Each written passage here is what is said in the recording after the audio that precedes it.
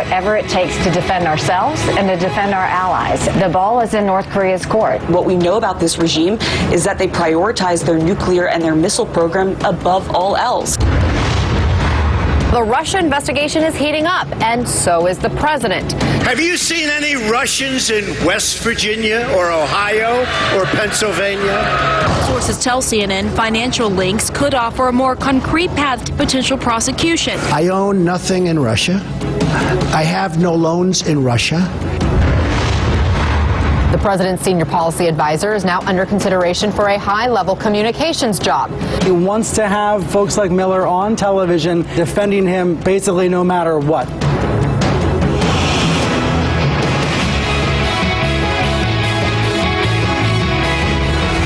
This is New Day Weekend with Victor Blackwell and Christy Pohl.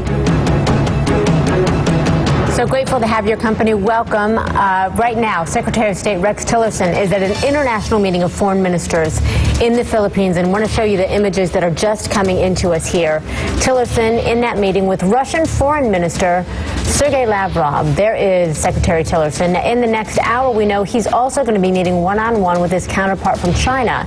This after the UN slapped harsh new sanctions on North Korea over its missile tests. Well, sanctions that could cost the country $1 billion in exports annually. Listen to what U.S. Ambassador to the UN, Nikki Haley, told CNN's Ana Cabrera.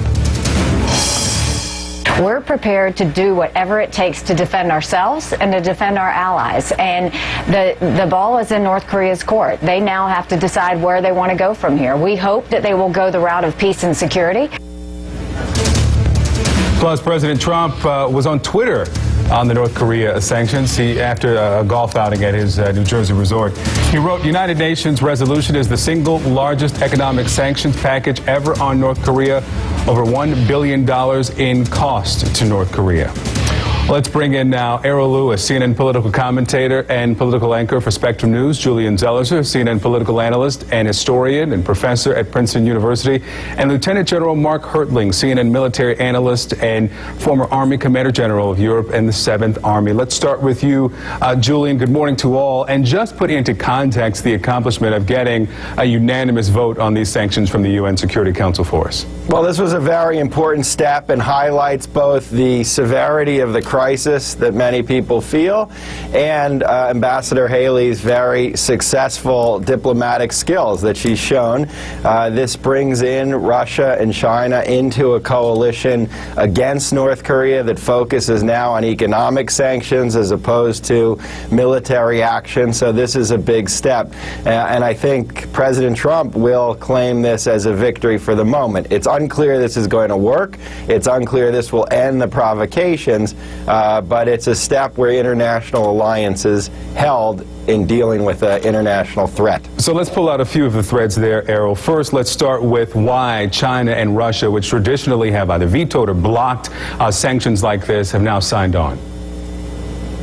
Well, they want to be the only players in the nuclear club, just like any other nuclear power. They don't welcome an unstable, dangerously fragile regime like North Korea suddenly getting nuclear weapons. And if you're China, which is right on the border, you also don't want the collapse of North Korea, which would create a humanitarian crisis. So one way or another, they were bound to get involved. And to put some pressure on it, I want to emphasize what Julian said, though. It's really quite an achievement for this administration to pull together all of the nations and to get a unanimous vote of this kind. Okay, so General, let's go to ASEAN, where the Secretary of State Rex Tillerson is today. He will be in the same room at some point with the North Korean foreign minister, and I want to replay for our viewers what he said this week about the U.S.'s approach to North Korea, this more conciliatory tone that we're hearing from Tillerson. Let's watch. China urged North Korea to treat the new resolutions by the UN Security Council regarding North Korea in a calm manner and not to conduct missile tests. All right, that's clearly not Rex Tillerson, but here, let me read for you what he said. He said, "We do not seek regime change. We do not seek an accelerated reunification of the peninsula. We do not seek an excuse to send our military north of the 38th parallel. We are not your enemy. We are not your threat, but you are presenting an unacceptable threat to us, and we have to respond." Contrast that with the test of the ICBM this week as well, and the drills in South Korea. Is there an inconsistency here, or is this part of a larger strategy? No, it's part of a much larger strategy, Victor. We're talking about something that's really big in terms of this front. The administration has been able to combine the diplomatic efforts, not only the UN vote yesterday, but also the previous vote earlier this week that everyone focused on because of its Russian sanctions, but it also had North Korean sanctions. And this all came at a wonderful time because the ASEAN conference was just beginning to start. So you see a diplomatic condemnation by 15 nations of the world that voted on this at the UN going against North Korea. You combine that with the economic strategy which was associated with this, taking away imports to North Korea of coal, iron ore, iron, and several other products, slamming some of their banks, taking some personal actions against some of their leaders, and finally, along with an informational campaign. This is now on the world stage with many nations coming together.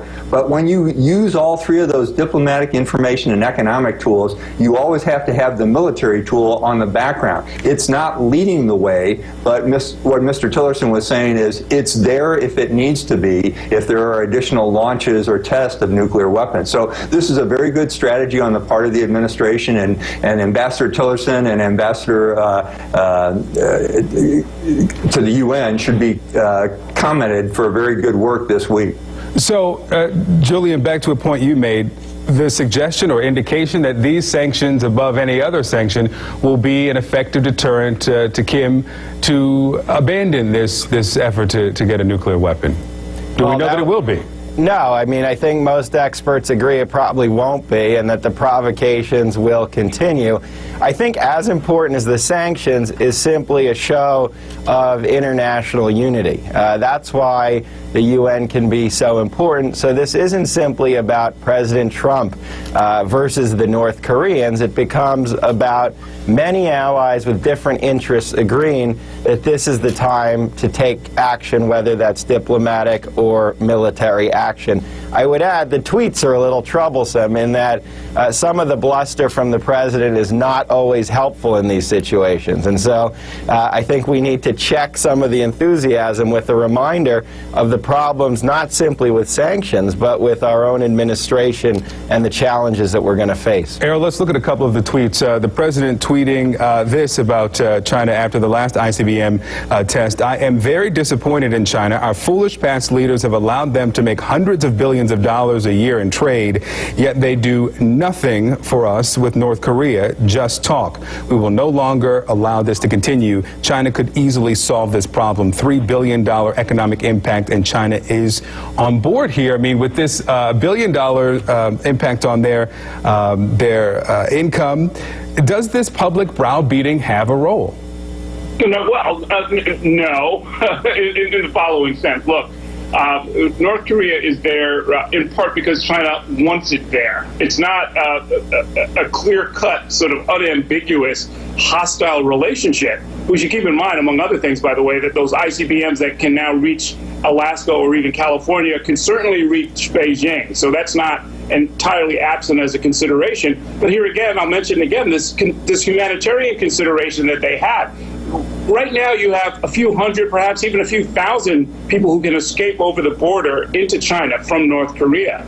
If that becomes a failed state, you don't want to see 200,000, 300,000 people swamping China. China wants some degree of stability there. So they're playing a very delicate game of their own. I'm sure if we were to look at sort of the Beijing version of this conversation, they've got a lot of really tricky considerations that they have to deal with.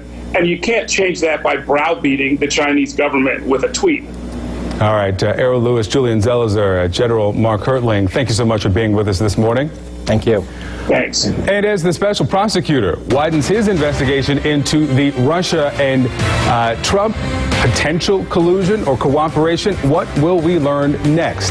The top Democrat on the House Intelligence Committee, Adam Schiff, joins Jake Tapper live on State of the Union this morning at 9 a.m. Eastern. Well, the military says the search for 3 missing Marines off the eastern coast of Australia has been suspended and that it is now a recovery effort. We're told their families have been notified here. The Marine Corps is describing the incident as a mishap after an MV-22 aircraft was conducting regularly scheduled operations when it entered the water there. 23 of the 26 personnel who were on board were rescued, but the incident, of course, is under investigation. Well, still to come, the White House is looking for a new communications director, and the president's senior policy advisor, Stephen Miller, could be a candidate. What his appointment could mean for future relations between the White House and the media. Also, following weeks of public criticism, President Trump is praising his Attorney General Jeff Sessions now. What changed? Also, another Fox News host accused of inappropriate behavior on the job. We'll tell you what led to Eric Bolling's suspension.